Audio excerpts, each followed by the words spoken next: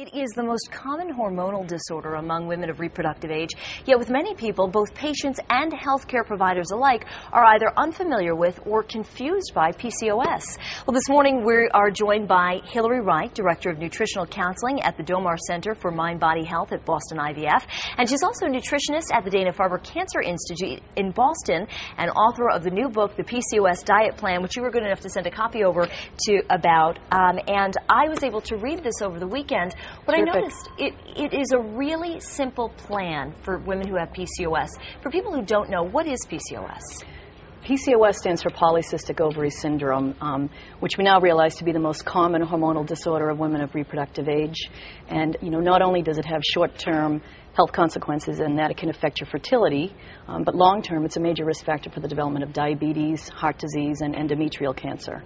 And it can really disrupt, any future reproductive plans that a woman might have. Oh, absolutely. What we now realize is that what drives polycystic ovary syndrome is a condition called insulin resistance, which is the same thing that causes type 2 diabetes, which we know is exploding in our population. This hormone insulin has an ability to get in the way of the hormonal balance we need to produce eggs that are ripe and ready for fertilization. So PCOS is actually the primary cause of infertility in women. A lot of women who suffer from PCOS are overweight and also suffer from, like you were saying, being pre-diabetic or having diabetes.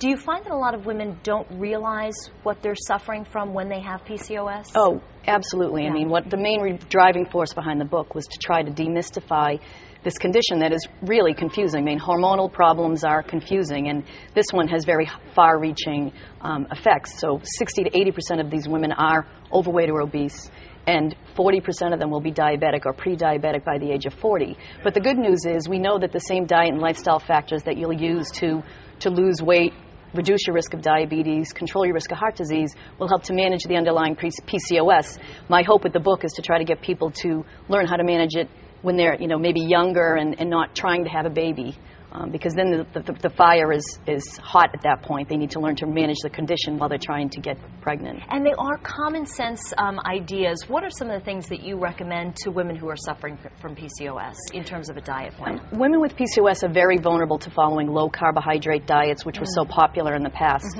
And the carbohydrate piece is important to follow because PCOS is driven by insulin resistance, and the presence of insulin is driven by carbohydrate intake. So when you eat carbohydrates, sugars show up in your blood, and then insulin rushes in to move the sugar out of your blood and into your cells.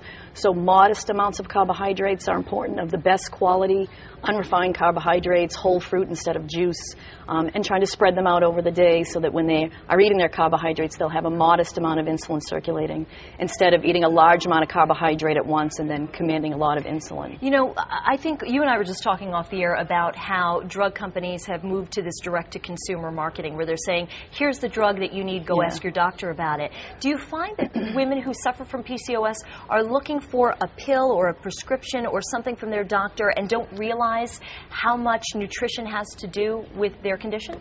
I think that that's frequently the case, particularly if they've been put on a medication called metformin, which is commonly used in PCOS. Metformin is an insulin sensitizer, but it will only help you so much. You really need to learn how to manage your diet, exercise, which also helps us use this hormone insulin.